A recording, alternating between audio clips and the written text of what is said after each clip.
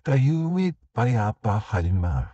Yan ang imahe ng Laguna de Bay, ang pinakamalaking lawa sa Pilipinas, na dinarayo ng mga mangingisda, pamilya at mga mahilig magpiknik sa tabing dagat. Pero sa ilalim ng katahimikan yan, may madilim na sikreto, isang nilalang na ginawang palaruan ng kamatayan ang paligid ng lawa. Siya si Francisco Maniago, ang lalaking binansagang Laguna Lake serial killer, isa sa kakaunting serial killer sa kasaysayan ng Pilipinas. Naririnig mo ba yun? Isang bulong, isang sigaw, na kinulong sa katahimikan. Dito sa Bulong Diaries, ang bawat kwento ay hindi basta kwento lang. Ito ay mga totoong pangyayari. Madilim, nakakakilabot at minsan, masyadong totoo para hindi mo paniwalaan. Ako, si Bulong, at sa channel na to, sabay nating babalikan ang mga krimen na yumanik sa bayan. Mga kwentong mababalaghan na hindi mo basta maririnig. At mga misteryong hindi pa rin maipaliwanag hanggang ngayon. Ito ang mga kwentong matagal nang ibinulong sa takot, sa hiya, sa kagustuhang makalimot. Pero ngayon maririnig na sila muli. Dito sa Bulong Diaries.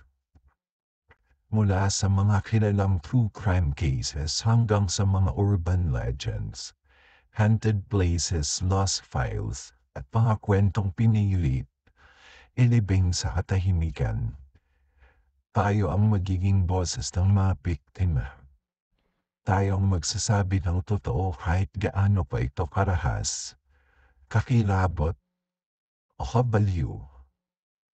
Kung ikaw ay mahilig sa creepy na kwento, interesado sa misteryo, o gusto mong marinig ang mga kwento ng mga boses na matagal nang nananahimik, subscribe ka na dahil sa bawat episode may bagong sekreto tayong ilalahan.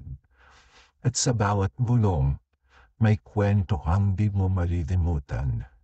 Welcome to Bulong Diaries. Makinig ka, pero huwag kang lilingon.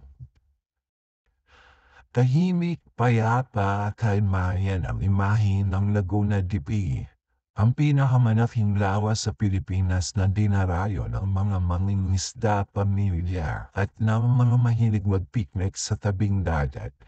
Pero sa ilalim ng katahimikan niyan, may madilim na sekreto. Isang nilalang na ginawang palaruan ng kamatayan ang paligid ng lawa. Siya si Francisco Maniago, ang lalaking binansagang Laguna Lake serial killer. Isa sa kakaunting serial killer sa kasaysayan ng Pilipinas. Dekada 90, panahon ng krimen, gera, sa droga at numaraming kaso ng nawawala. Pero sa mga bayan sa paligid ng Laguna, Calamba, Bay, Binangonan, Los Baños, isang pattern ang unti-unting nabuo. May mga babaeng nawawala. Tapos ilang araw o linggo lang natatagpuan na ng ang bangkay. Yung iba, palutang-lutang sa tubig. Yung iba, nakatambak sa talahiban. Lahat sila babae, lahat bata, single, o mag-isang naglalakad. Ang nakakapanindig balahibo, lahat sila ginahasa at pinatay. Brutal, walang hawa. Walang pangalan ang suspect noon, tahimik lang ang mga investigador. Hindi pa sikat ang salitang serial killer noon lalo na sa Pilipinas. Pero may isang lalaki na pinanghihinalaan. Isang taong mahilig gumala sa paligid ng lawa. Tahimik, hindi ka hinahinala. Isang simpleng tao, ordinaryong mamamayan, si Francisco Maniago, doon sa lugar ng Laguna. Si Maniago ay hindi kilala sa lugar. Wala siyang masyadong kaibigan, hindi rin siya matanong. sa tsismisan, pero may mga napapansin. Minsan, may nakakita sa kanya kasama ang mga babaeng nawawala. Minsan may nagsabi na parang iba ang tingin niya. Malamig, parang may galit sa mundo pero walang sapat na ebidensya. Hanggang sa isang gabi may isang babaeng tumakbo at himpilan ng pulis. Umiiyak, may sugat, may pasa, at may kwento siyang halos hindi kapani-paniwala. Ayon sa kanya, sumakay siya sa motor ng isang lalaking nagpakilalang kuya. Maamo raw ang muka, mabait ang dating, nangako ng sakay pauwi. Pero sa halip na ihatid siya, dinala siya sa madilim na parte ng gubat malapit sa lawa. Dito siya ginapos, pinagsamantalahan at muntik ng patayin. Buti na lang nakahanap siya ng tiyempo, nakatakas at nakapagtago at nakapagtago man siya sa kakahuyan at ang lalaking iyon kinilala niya sa litrato si Francisco Maniago. Nahuli si Maniago ilang araw lang matapos ang insidente. Sa umpisa tahimik siya pero habang iniimbestigahan unti-unting lumabas ang mga malalim at mas nakakatakot na mga katotohanan. Umamin siya sa higit isang dosenang pagpatay. Isang dosena. Mula Calamba hanggang Rizal umiikot siya, naghahanap ng mga babaeng magiging laruan niya. Ginagamit niya ang pagiging tahimik, ang maamong itsura para makuha ang tiwala ng biktima pero sa likod ng mahinahong anyo, may halimaw pala. Isa-isa niyang ikinwento ang mga ginawa niya. Detalyado, walang emosyon, sabi ng mga pulis parang proud pa siya. Para bang hobby lang ito para sa kanya. Ayon sa ilang reports, may galit daw si Maniago sa kababaihan. May trauma raw sa ina o dating kasindahan. Pero kahit ano pang dahilan, hindi ito nabura ang katotohanan na marami siyang inulila, sinaktan at pinaslang. Ang kanyang modus ay paulit-ulit.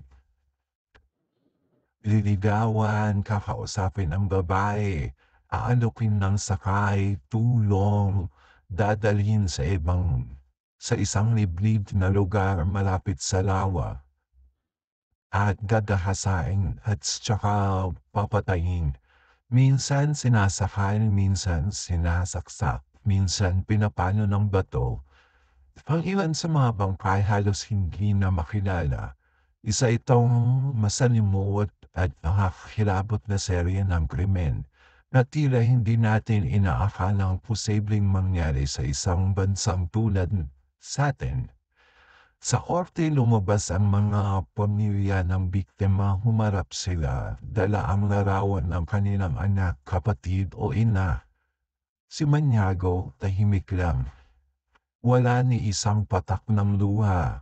Hinatulan siya ng multiple counts of rape with the homicide at habang buhay na pagkakakulong. Pero para sa naulila hindi sapat ang hatol, hindi na maibabalik ang mga buhay na nawala. Hindi na mabubura ang trauma, ang sakit at takot. Marami ang nagtaka paano niya ito nagawa ng matagal na hindi nahuli. Saan siya natuto? Bakit walang agad nakapansin? Isa ba siyang sadyang psychopath killer? O produkto ng abuso, trauma at kawalan ng tulong sa mental health? Ang kaso ni Francisco Maniago ay naging leksyon sa maraming aspeto. Ang kahalagahan ng maagang aksyon sa mga nawawala, ng forensic investigation at ng pagkilala sa mga patay ng karahasan. Hindi na muling lumitaw si Maniago sa media. Tahimik siyang nawala sa likod ng mga rehas. pero ang kanyang kwento ay isa sa mga pinakamatitinding paalala na hindi lahat ng halimaw ay mukha ay halimaw. Minsan nakangiti, minsan mabait, minsan kapareho mo lang ng itsura at minsan nasa likod mo na pala. Hanggang ngayon, ang Laguna de Bay ay nananatiling payapa. Pero para sa mga pamilyang nawalan, bawat hampas ng alon sa lawa ay paalala. Paalala ng boses ng mga babaeng hindi na naririnig at isang halimaw na sinikap nilang itago sa dilim. Kaya huwag mong isiping imposible ang serial killers sa Pilipinas dahil minsan totoo. Mas malala pa sa kwentong inaakala mong katang-isip lang. At kung umabot ka sa parteng to, salamat sa pakikinig sa isa na namang nakakakilabot na kwento dito sa Bulong Diaries.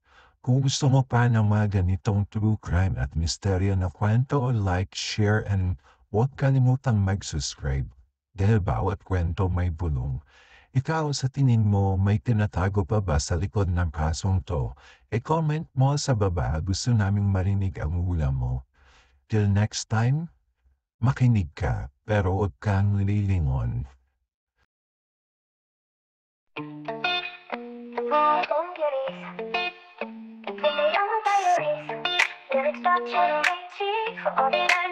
Sa dilim ng gabi, may tinig na mahina. Parang di mo pansin pero dahan-dahan malapit na. Isang kwento ng krimen, di na pinitigil. Mga ninong nagpabalik, sa'yo ay nagbubunyag ng sakit. Huwag kang lilingon, baka may nakatingin. Ang bawat hakbang mo'y sinusundan sa dilim. Bulong sa hangin, sa itong babala. Huwag mong paliwalain. Ito ang Bulong Diaries, mga kwentong hindi mo nais marinig. Totoo pero tila panaginip. Mga multo ng nakaraan, bumabalik at makainip. Pero huwag kang kikibo dahil ang mga kwento'y minsan ay totoo. May batang nawala, matandang nawalan ng bait. May lihim sa silid na ngayon muling nagbubuhay.